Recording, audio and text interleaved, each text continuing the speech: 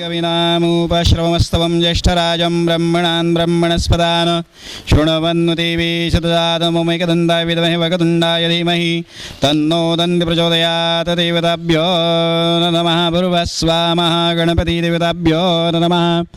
ओं कलशस्य मुखे रुद्रगण्डरुद्रसमाश्रिताः मूले तद्रसितो ब्रह्मा मध्ये मातृगणाः स्मृताः कुक्षौ तु सागरा सर्वे सप्तदीपावसुन्दरा ऋग्वेद यजुर्वेद सामदातमात्रिगात्रिजावत्रिजान्देवष्टकरितुता आयन्तु देवपूजात द्रुतशिकारकाः गङ्गे च यमुने चैव गोदावरी सरस्वती नर्मदे सिन्धु कावेरी जलेष्वन्नित्यकुरु ओं वरुणाय नमः। वरुणदेवता आवाहयामि सा पूजामि सम्पूज्य।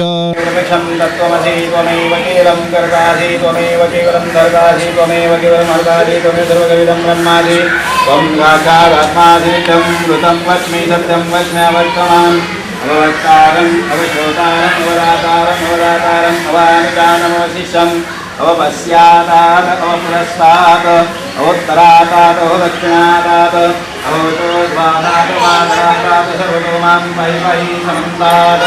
त्वं वाङ्मयस्त्वं यन्मया त्वमानन्दमयस्त्वं ब्रह्ममया त्वं सच्चिदानन्दादियोऽसि त्वं प्रत्यक्षं ब्रह्मासि त्वं ज्ञानमयो विज्ञानमयोऽसि सर्वं जगदं तत्त्वजायते सर्वं जगदं तत्तिष्ठति सर्वं जगदं त्वयि लयमिष्यति सर्वं जगदं त्वयि प्रत्येति त्वं भूमिरापो नलो निलो नभः त्वं चत्वारि वाक्पदानि त्वं गुणत्रयातीताः त्वमवस्थात्रयातीताः त्वं देहत्रयातीताः त्वं कालत्रयातीताः त्वं मूलाधारसितोऽसि नित्यं त्वं शक्तित्रयात्मकाः त्वं योगिनो ध्यायन्ति नित्यं त्वं ब्रह्मा त्वं विष्णुस्त्वं रुद्रस्त्वम् इन्द्रस्त्वम् अग्निस्त्वं वायुस्त्वं सूर्यस्त्वं चन्द्रमास्त्वम्।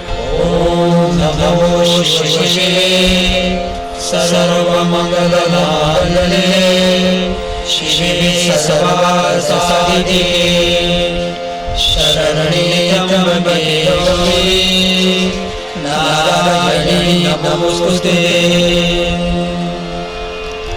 ॐ नमो शिवे सर्वमङ्गलमाङ्गल्ये शिवे सर्वार्थसाधिके शरण्ये त्र्यम्बके गौरी नारायणी नमोस्तुते।